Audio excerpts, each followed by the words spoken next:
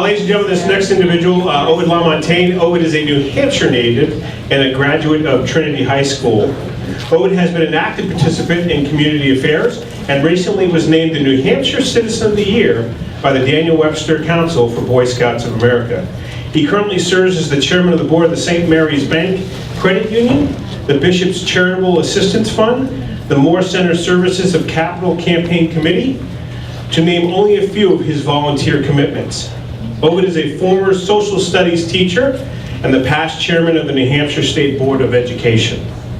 In 1996, he was the Republican nominee for governor, and in 2010, he ran a very close race for the U.S. Senate, losing his race by a narrow margin. And the following day, he made sure he brought the Republican Party together to make sure that we were victorious in 2010. Ovide resides in Manchester in the house he grew up in, and his very lovely wife, Betty, and they have been married for 30 years, ladies and gentlemen, Ovide Lamontagne.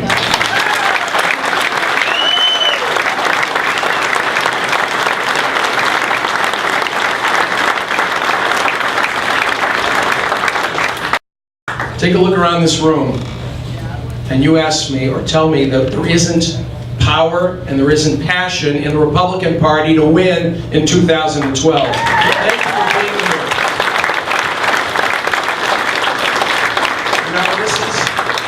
You know, this is another example that one person can make a difference. And America and New Hampshire needs each and every one of us to step up to the plate to make a difference. And I'm here to tell you, Diane Bitter has made a difference in Rye, hasn't she?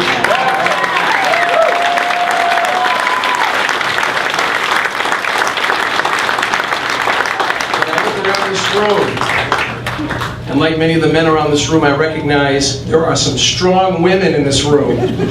You see Ruth Griffin, former counselor, served us so well here in New Hampshire. I see our Republican National Committee woman, Phyllis Woods. Where are you, Phyllis? I see Evelyn Marconi, who's a businesswoman in her own right and as tough as any man would ever be when it comes to standing up for principles.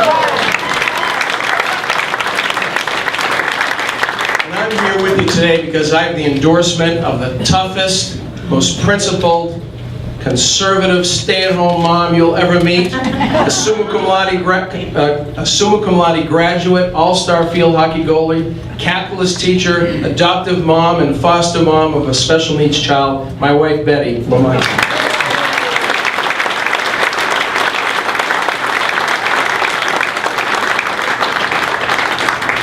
These are very challenging times, and you know it and I know it. When I go around the state, and by the way, I bring you glad tidings from Haverhill, New Hampshire, where Councilor Burton presided over the ribbon cutting of the latest correctional facility that was built to replace a 100-year-old facility. And the good people in Grafton County were there to celebrate this. But what they tell me, and they tell me around the state, is what you and I know. There's a lot of anxiety among the people. There's anxiety about the debt that we've been accumulating nationally.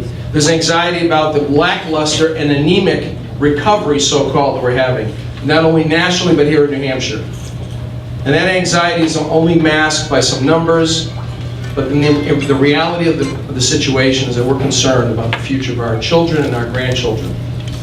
And the reality is we're here because we've had a lack of leadership, a failure of leadership. New Hampshire should have been the first state to join the suit or to start the suits against Washington on Obamacare. We're the live free or die state.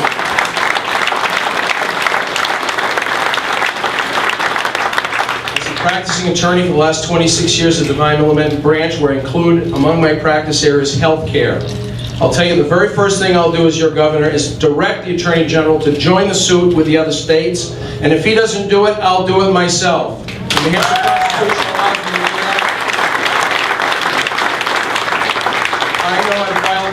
I know how to prosecute a case, and I know how to represent clients like the state of New Hampshire and the people of New Hampshire, and I'll do that.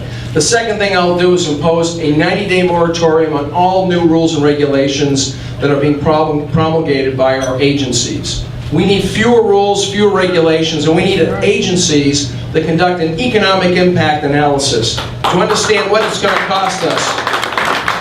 Businesses, cities and towns, the citizens and families of our state. And we need to bring discipline on that regulatory structure. Now, I'm not running for House Speaker or Senate President, I'm running for governor.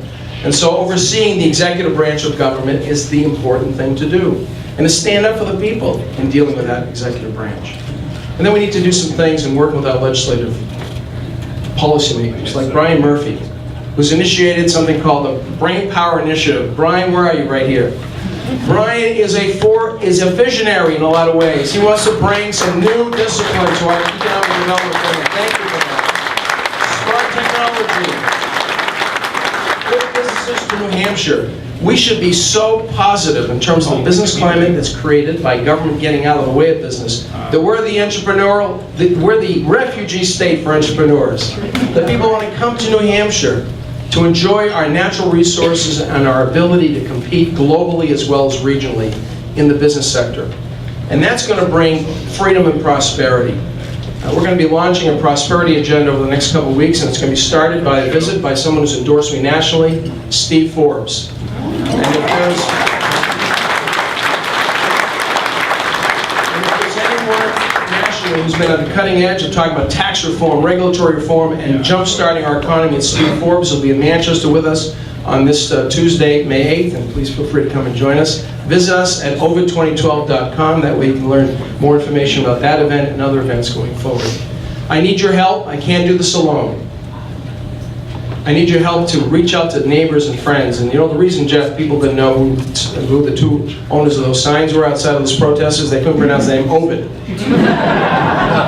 We'll help them to understand that Ovide stands for Granite State Principles and hard work and get the job done attitude that we need in the governor's office to lead the state into a new era of prosperity. God bless you, God bless New Hampshire, God bless the great state of New Hampshire.